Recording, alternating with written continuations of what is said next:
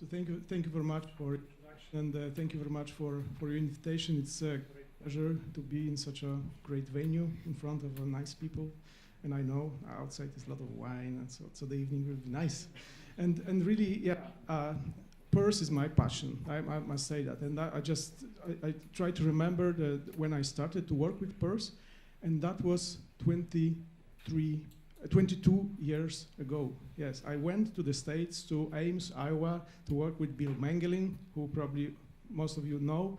That time I didn't speak any English, so I could communicate in the lab a little bit, but to buy something, that was a disaster. But so that's why I'm more excited even to be here today. So yeah, the brief history. So just to, like an introductory talk, just to remind what you probably all know, that the virus, PRRS virus, is a single-stranded RNA virus. Single-stranded RNA virus means that this virus is highly prone to mutation. So it's evolving very fast. The virus has also envelope, which is good for you because this virus is quite easy to be disinfected. So this is practical importance.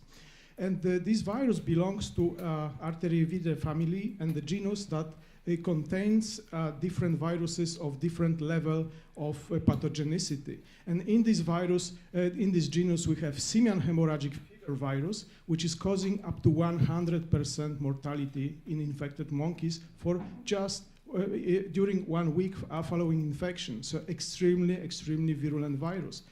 On the other end, we have lactate dehydrogenase elevating virus of mice, which doesn't cause any disease despite extremely high viremia. So PRRS viruses are falling somewhere in between. And here is a genome, schematic presentation of the genome of this virus. And I'll be talking about genetic relationship, subtypes, and so on. Most of our knowledge of this topic is coming from this tiny place in the genome, the ORF5. The disease emerged globally in a very short window of time. So at the end of 80s in North America, in Japan, and in 1990 in Germany, in Europe. But when we started to look into historical samples, we found evidence that this virus was circulating in North America as early as in 1979, in Asia as early as 1985, and even in Europe as early as 1987. So it was a proof that this virus was circulating. This virus was among us in pig farms long before it started to cause the disease. At the beginning, we believed that for some unknown reasons, European genotype is less diverse than American genotype. We didn't understand why is it so, but it looked like that. But the situation changed when we had in my former lab a colleague from Lithuania who brought samples from Lithuanian pigs, and those pigs were very ill. And those pigs were imported from Denmark. So he blamed Denmark for importing the disease to the country. But when we sequenced this virus, we saw that this virus is completely not related to anything we've seen before in Central or Western Europe. Clearly, it was not a Danish strain, right? So today we can discriminate as many as 4 different genetic subtypes of this virus, with subtype 1 being present only in Western Europe and Central Europe. We have only subtype 1. Those 3 other subtypes are present in the countries of the former Soviet Union.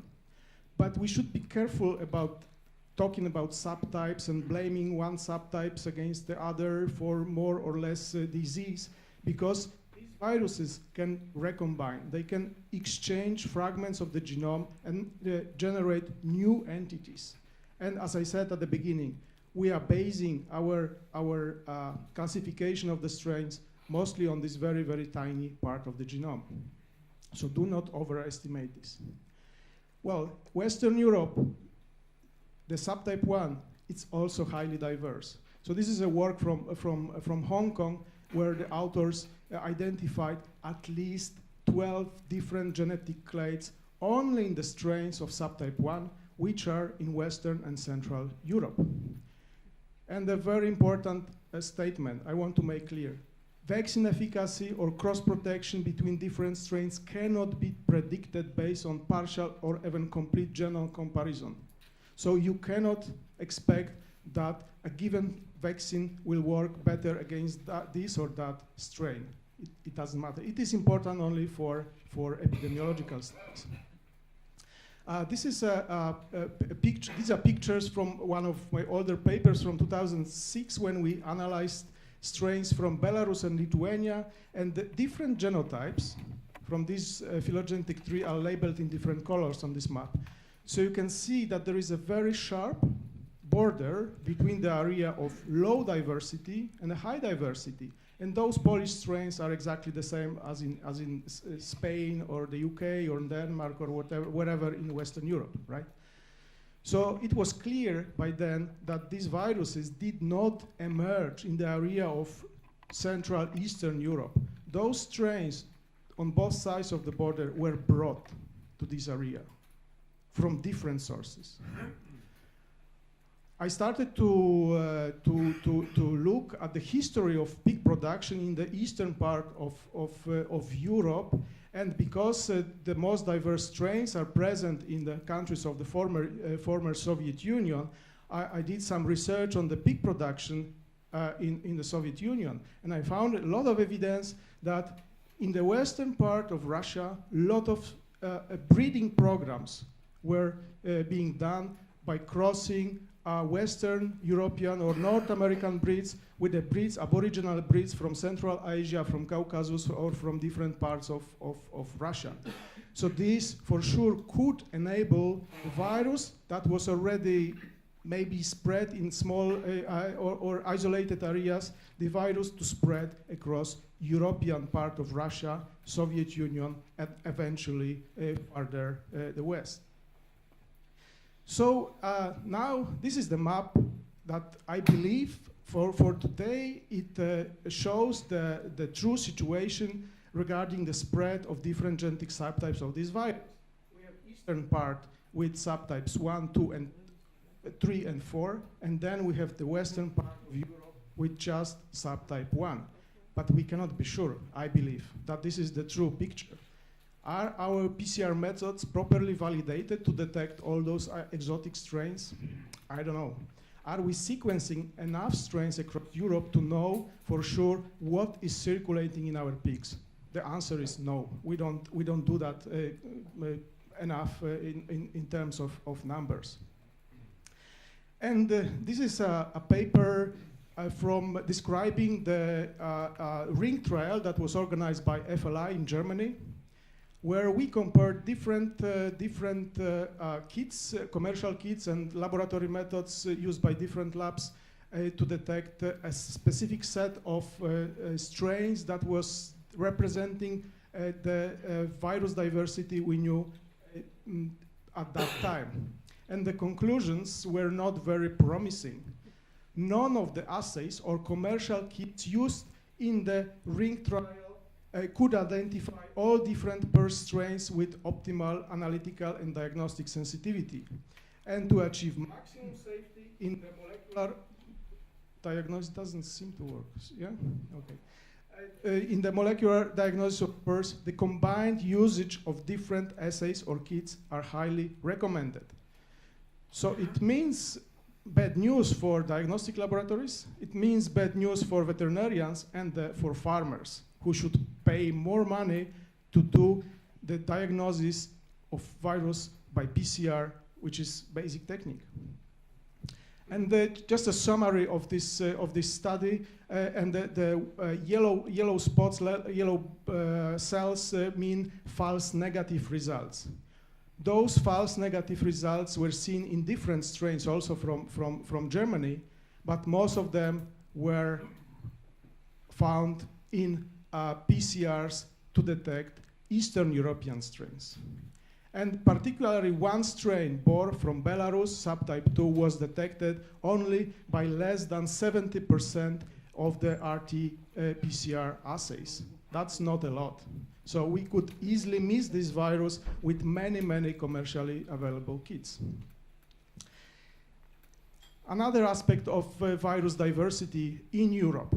We know from work of a group of Professor Hans Nauving that some of the East European strains of PRRS are highly pathogenic. This is the first experiment or first work with such viruses on Lena strain, and this strain was as virulent or almost as virulent, at least in this experiment, as some of the strain of highly pathogenic Asian strains. And this strain is European genotype, right? This strain was isolated probably 200 kilometers west from Warsaw, maybe 300. So this virus is in Europe. And in this case, this high virulence of Lena correlated with high viremia. And then we have another experiment with another strain with a strain which is highly similar to Lena strain, also from Belarus, and this strain was also highly virulent, maybe not as highly as Lena, but in this case, high virulence was not correlated with high viremia. It means that this virus can combat the immune system of a pig with different measures. So it shows how complicated is the relationship of this virus with a host. These stories were from Eastern Europe, but also Hans Nauving group provided the first evidence. I mean, we heard about that for some time, about the Flanders strain from Belgium, but his work proved that also the subtype 1 and the strains from Western Europe can be quite nasty. So we should also not be we should not feel too confident thinking of the Eastern virulent strain kept in the East. We have them also here. We just probably don't look good enough. Yes, the estimated prevalence of PRRS virus in Europe. Estimated. I underline this word, estimated. We don't know for sure what is the true prevalence of PRRS virus in Europe. Our studies, our analysis are based mostly on the estimation. And this is a paper that will be that will be presented during the ESPHM this year. It was prepared by colleagues from the BI, and it was based on the questionnaires sent to more than 500 vets, veterinary practitioners from 11 countries, and it was designed to estimate the percentage of the animals that were PRRS positive in those in their countries, either with the clinical signs or without the clinical signs. You can see here I label with red the country where most of the responders indicated the disease with clinical signs, either in sows or pigs. On the opposite, in Russia, doesn't seem to be any disease, or the disease is minimal in pigs infected with PRRS. I don't believe it. Another nice report from the UK this time. This is a last year report on the emerging diseases in the UK. It's a graph showing the incidence of PRRS detection in the diagnostic submissions. So the diagnostic submissions were from sick pigs. They were sick for whatever, right? But if you see the occurrence of PRRS virus in 2004, in only 2% of submissions, the virus was detected. After 10 years, we collected a lot of knowledge about PRRS. We collected a lot of knowledge about the PRRS control, but still, the number of submissions positive for PRRS increased to 10%. That's increase, right? Despite our growing knowledge how to fight against the disease. Cost of PRRS. This is another thing that is probably underestimated in Europe, and definitely it's understudied. So there are several papers about that, several presentations, and we don't have really the clear picture what's going on.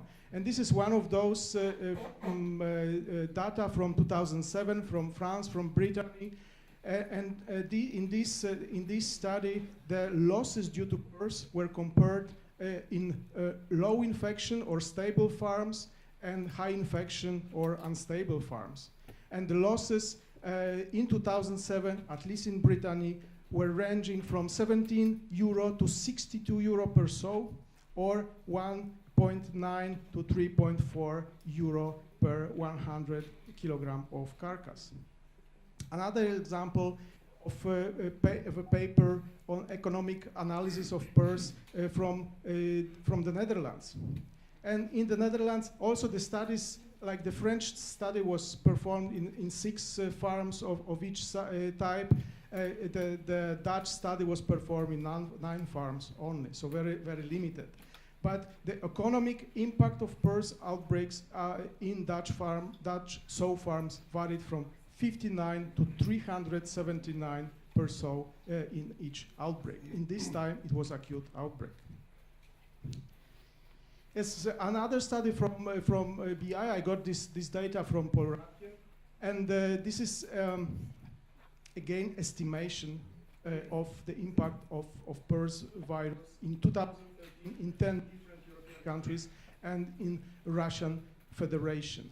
So from this table, you can see that the least impact was noted in Austria, and the highest impact was noted in Spain, in sow farms, and in Germany in fattening farms. But altogether, the biggest impact, negative impact, economical impact, was observed in Spain.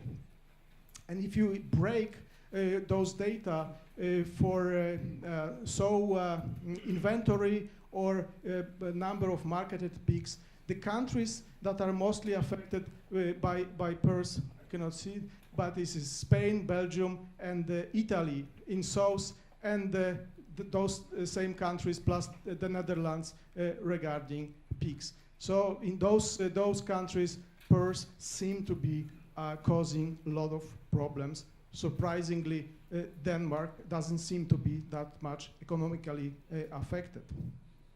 So to summarize, remember that PRRS is an RNA virus, so it's evolving very fast. So we are going to face new and more acute problems with new evolving strains in America, Asia, and Europe. We are going also to face continuous problems with PCR diagnosis, because this virus, the evolution, is escaping the primers that are going to bind to the targets. So this is life. We cannot avoid that. The precise prevalence of PRRS virus in Europe is largely unknown. We have, in Europe as a whole, high diversity of production systems. We have less affordable diagnostic or genotyping tools than the colleagues in the United States. But the average estimated prevalence of PRRS virus in Europe is about 70% in both sows and in pigs. And the total cost, the estimated cost of PRRS virus infections in 2013 in 11 countries in Europe was estimated to be at about 1.5 billion euro. That's a lot of money. So with this, I would like to thank you for your attention, and again for